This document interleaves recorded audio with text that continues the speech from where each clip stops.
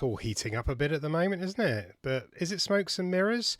Have Apple and Microsoft done a death blow to Anthropic and OpenAI? Probably not. But let's talk about it. Apple, it said it was going to do Apple Intelligence ages ago, messed it up.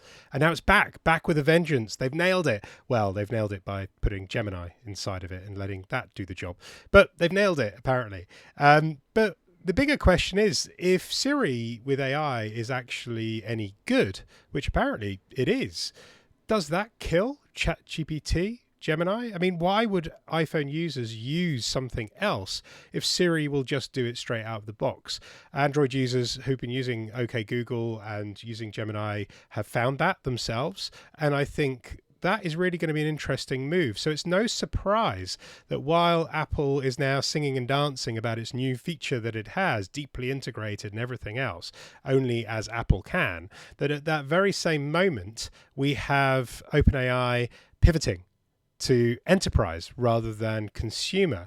And in their own words, chat is dead. And they're now making this super AI app before potentially an IPO that we might see, maybe another crazy one like SpaceX.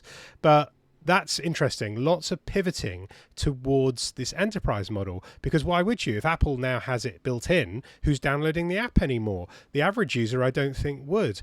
And in a similar way, I think Microsoft is doing something similar with Anthropic and with Claude, because is Cowork in Copilot better than the paid version of Anthropic? No, is the answer. I'm not going to defend that in a heartbeat, but it's inside Microsoft. So why would I pay for any other kind of subscriptions if I can get a pretty good Claude already inside Microsoft doing very Microsoft things? And as I go through and I look at it, it's now able to draft my emails and do stuff. I've been playing around with it. Very, very powerful tool.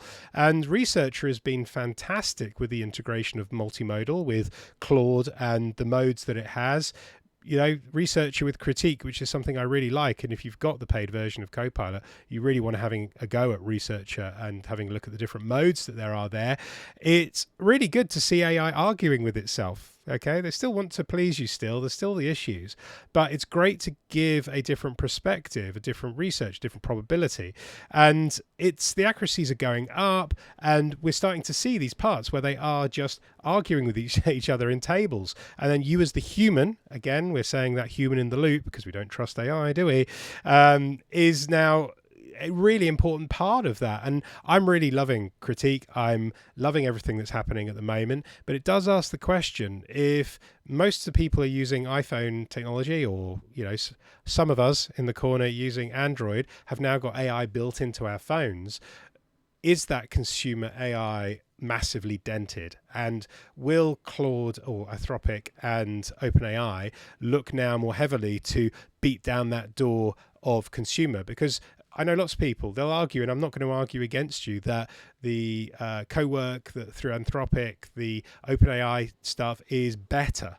And yeah, it is, but it's not inside your company's tenant, is it? That's always been the argument. It's hard to convince your DPO. It's hard to convince other people to use other tools. And that's where Microsoft is being clever. That's where Apple is able to resurrect themselves from the ashes by just giving you Gemini wrapped in a Siri body. And the same thing with Microsoft and Cowork with Anthropic. But because it's built into the tools that you use, I think people will use it. Mark my words on that. The other products might be better, but these are the things you can use today safely on your device or in your work. And that is very, very powerful. What do you think?